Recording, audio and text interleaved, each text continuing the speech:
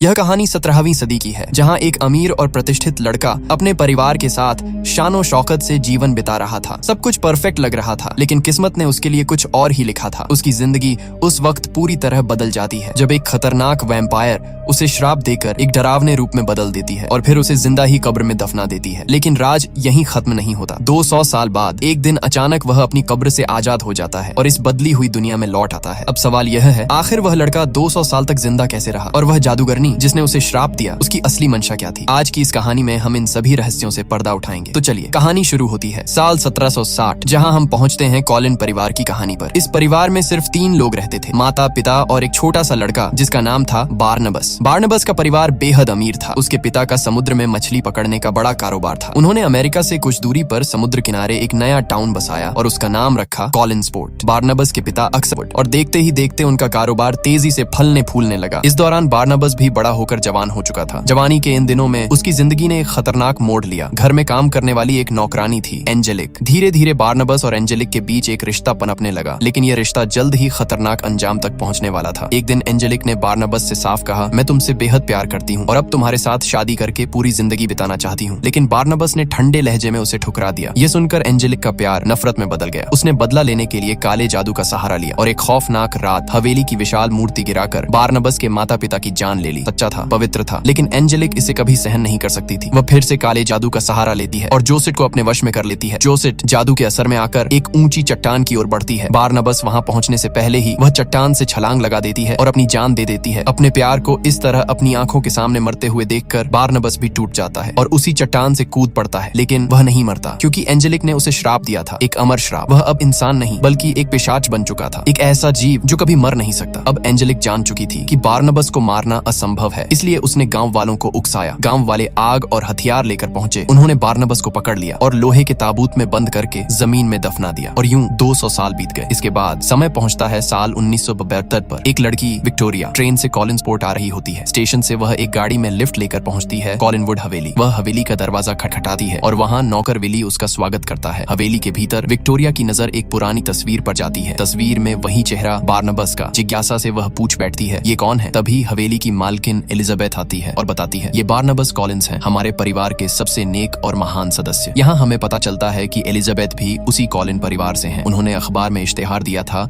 कि उन्हें एक केयर टेकर चाहिए जो उनके भाई रॉजर के बेटे डेविड का ख्याल रख सके। एलिजाबेथ विक्टोरिया को हवेली का परिचय कराती है। वह बताती हैं कि अब इस विशाल हवेली में बस कुछ ही लोग रहते हैं, मैं, मेरी बेटी कैरोलीन, मेरा भाई रॉजर और उसका बेटा डेविड। विक्टोरिया जब डेविड की माँ के बारे में पूछती है तो एलिजाबेथ गहरी सांस लेकर बताती है, वह समुद्र में डूब गई थी, लेकिन डेविड इस सच को मान ही नहीं पाया। उसे लगता है कि उसकी माँ आज भी जिंदा है, वह उसे देख सकता है और उससे बातें भी करता है। इसके बाद एलिजाबेथ विक्टोरिया को अपनी बेटी कैरोलीन से भी मिलवाती है। कैरोलीन थोड़ी शरारती और जिद्दी स्वभाव की लड़की थी। रात के खाने पर एलिजाबेथ विक्टोरिया की मुलाकात डेविड के पिता रॉजर से कराती है। उसी डिनर टेबल पर एक और शख्स बैठा होता है, डॉ जूलिया, जो पेशे से मनोचिकित्सक थी। दरअसल डेविड अब भी दावा करता था कि वह अपनी माँ को देख सकता है और उनसे बातें करता है। इसी वजह से एलिजाबेथ ने डॉ जूलिया को बुलाया था और वो पिछले 3 साल से हवेली में रहकर डेविड का इलाज कर रही थी। इसी दौरान विक्टोरिया की नजर थोड़ी दूर एक सफेद चादर ओढ़े हुए आकृति पर पड़ती है। उसे लगा कि ये डेविड है जो उसे डराने आया है, लेकिन जब वह चादर हटाती है तो उसके सामने कोई इंसान नहीं बल्कि जोसेट की आत्मा खड़ी होती है। आत्मा उसे एक ही वाक्य कहती है, वो आ रहा है। यह कहकर आत्मा धीरे धीरे दूर जाती है और अचानक गायब हो जाती है। दूसरी तरफ कुछ मजदूर जेसीबी से खुदाई कर रहे थे। तभी उन्हें जमीन के नीचे कुछ सख्त चीज महसूस होती है। मिट्टी हटाने पर वहाँ एक ताबूत दिखाई देता है, वही ताबूत जिसमें बारनबस 200 सालों से कैद था। जैसे ही उनका सुपरवाइजर ताबूत की जंजीरें काटता है, बारनबस अपनी कैद से आजाद हो जाता है। ताबूत से निकलते ही वह मजदूरों पर टूट पड़ता है और एक एक कर सभी की जान ले लेता है। इसके बाद बारनबस अपने घर कॉलिनवुड हवेली लौटता है। गार्डन में उसकी मुलाकात विली से होती है। बारनबस उसे हिप्नोटाइज कर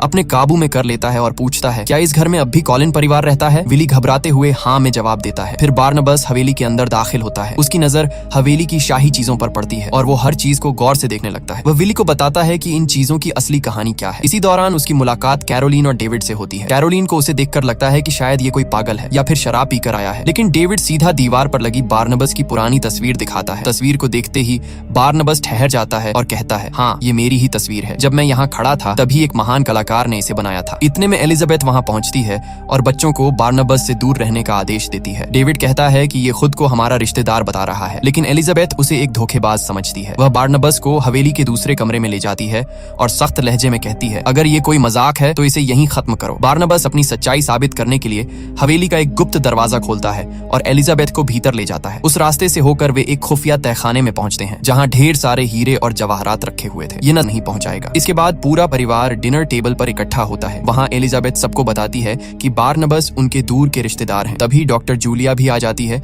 और एलिजाबेथ उनकी मुलाकात बारनबास से करवाती है। डिनर के दौरान बारनबास अपने पुराने मछली पकड़ने के कारोबार के बारे में पूछता है। एलिजाबेथ भारी मन से बताती है, हमारा कारोबार लगभग बर्बाद हो चुका है क्योंकि एंजेलिक नाम की औरत ने मछुआरों से डील करके पूरा बिजनेस अपने कब्जे में ले लिया है। ये सुनकर बारनबास गहरी नजर से सबको देखता है और दृढ़ आवाज में कहता है, अब मैं आ गया हूँ और मैं कॉलिन परिवार का बिजनेस फिर से ऊंचाई पर लेकर जाऊंगा। इसी बीच विक्टोरिया वहाँ आती है। उसे देखते ही बारनबास ठहर जाता है और अचानक उसे जोसेट कहकर बुला देता है क्योंकि विक्टोरिया की शक्ल हूबहू उसकी खोई हुई मोहब्बत जोसेट से मिलती थी। कुछ देर बाद दोनों एक दूसरे से बातें करते हैं और विक्टोरिया अपना परिचय देती है। फिर कहानी हमें दिखाती है एंजी को। असल में वही एंजेलिक जिसने बारनबास की जिंदगी तबाह कर दी थी। सदियों पहले काले जादू की ताकत से वो एक चुड़ैल बन चुकी थी और अपना नाम बदलकर 200 सालों से अलग अलग रूपों में जिंदा रही थी। वो अपने ऑफिस पहुंचती है जहां उसे खबर मिलती है कि पिछली रात मजदूरों को खुदाई के दौरान 200 साल पुराना ताबूत मिला और उसी रात सभी मजदूरों की बेरहमी से हत्या कर दी गई। ये सुनते ही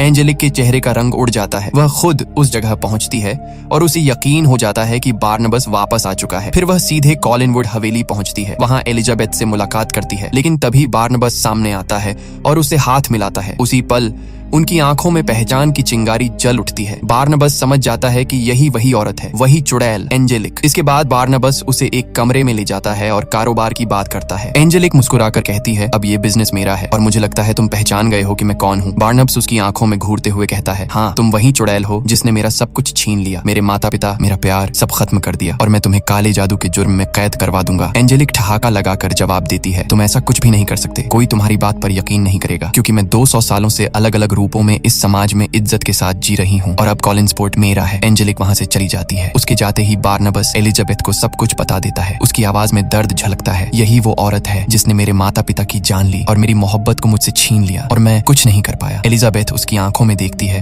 और दृढ़ आवाज में कहती है, बारनबास, तुम अभी भी कर सकते हो। तुम फिर से इस बिजनेस को खड़ा कर सकते हो और कॉलिन परिवार को उस ऊंचाई तक ले जा सकते हो जहाँ ये कभी हुआ करता था। इसके बाद बारनबास सबसे पहले अपनी हवेली की मरम्मत करवाता है। टूटी दीवारें फिर से खड़ी होती हैं और उन पर खूबसूरत पेंटिंग सजाकर वह हवेली को एक बार फिर शाही और भव्य बना देता है। अपने कारोबार को बढ़ाने के लिए वह बिल्ली को साथ लेकर बड़े बड़े मछुआरों से मिलता है और अपनी रहस्यमयी शक्ति से उन्हें हिप्नोटाइज करके एंजेलिक का साथ छोड़कर कोलिन परिवार के लिए काम करने पर मजबूर कर देता है। नतीजा यह होता है कि उसका मछली पकड़ने का बिजनेस फिर से तेजी से फलने फूलने लगता है। लेकिन उसी दौरान डॉक्टर जूलिया को उस पर शक हो जाता है। एक रात वह देखती है कि बारनबास कैरोलिन के कमरे में झांक रहा है और वहां रखे लैंप को अजीब नजरों से देख रहा है, मानो उसे समझने की कोशिश कर रहा हो। जूलिया उसे रोककर बातचीत करती है और कहती है, मैं एक साइकियाट्रिस्ट हूँ, दिमाग का इलाज करती हूँ। अपनी कला से वह खुद बारनबास को हिप्नोटाइज कर लेती है और उसकी असली सच्चाई जान जाती है कि वह कोई इंसान नहीं बल्कि एक वैम्पायर है। सच सामने आने पर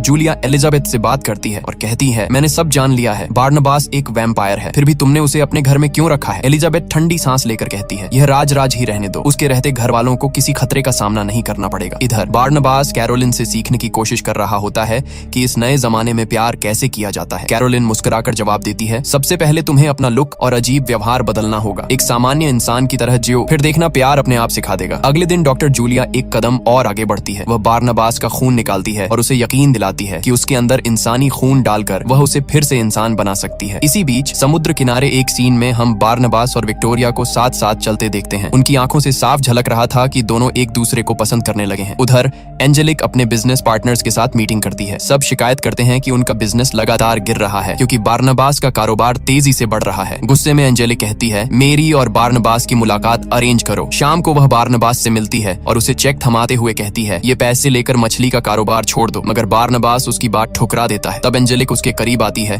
उसे मनाने की कोशिश करती है और कहती है, हम दोनों साथ मिलकर बिजनेस करेंगे। वह उसके साथ फ्लर्ट करती है और अंततः दोनों वैम्पायर बनकर इंटीमेट हो जाते हैं। लेकिन बारनबास का जवाब वही ही रहता है, जो तुमने मेरे साथ किया उसे मैं कभी माफ नहीं कर सकता। इसी बीच विक्टोरिया को एक भयानक सपना आता है। उसमें वह अपना बचपन देखती है, कैसे वह छोटी उम्र से ही जोसेट की आत्मा को देखती और उससे बातें करती थी, लेकिन उसके माता पिता ने उसकी बातों को पागलपन समझकर उसे मानसिक अस्पताल भेज दिया था। सपने से जागते ही वह अपने सामने वही आत्मा देखती है। वह उसके पीछे पीछे हवेली के बड़े हॉल में जाती है। आत्मा झूमर के ऊपर चढ़ती है और उसी तरह कूद जाती है जैसे उसने सालों पहले आत्महत्या की थी। अगले दिन बारनबास सबकी सहमति से हवेली में एक भव्य पार्टी रखता है और पूरे शहर से कई लोगों को बुलाता है। महफिल अपनी रौनक पर होती है, तभी उसकी नजर डेविड पर पड़ती है। डेविड एक कमरे के बाहर खड़ा होता है और कहता है, पापा ने मना किया है कि कोई भी अंदर न जाए। ये सुनते ही बारनबास को शक हो जाता है कि अंदर कुछ गड़बड़ है। वह चुपके से खिड़की पर चढ़कर झांकता है और देखता है डेविड का पिता रोजर एक लड़की के साथ रंगरेलियां मना रहा है। बारनबास समझ जाता है कि रोजर अपने ही परिवार के साथ बेवफाई कर रहा है। इसी बीच बाहर विक्टोरिया खड़ी होती है। बारनबास उसके पास जाकर उसे अंदर आने को कहता है, लेकिन विक्टोरिया अपने बचपन का काला सच बताने लगती है। वह कहती है, मुझे बचपन से ही एक लड़की की आत्मा दिखाई देती थी, मगर मेरे माता पिता इसे समझ नहीं पाए। इसी वजह से मेरा बचपन दर्द और तकलीफों में बीता। एक दिन वही आत्मा मुझे कॉलिनवुड ले आई और जब यहाँ आकर तुमसे मिली तो लगा जैसे सदियों से तुम्हें जानती हूँ। शायद मेरी किस्मत ही थी कि मैं तुमसे मिलूं। अब तुम मुझे अपने जैसे लगने लगे हो। ये कहकर वह धीरे धीरे उसके करीब आती है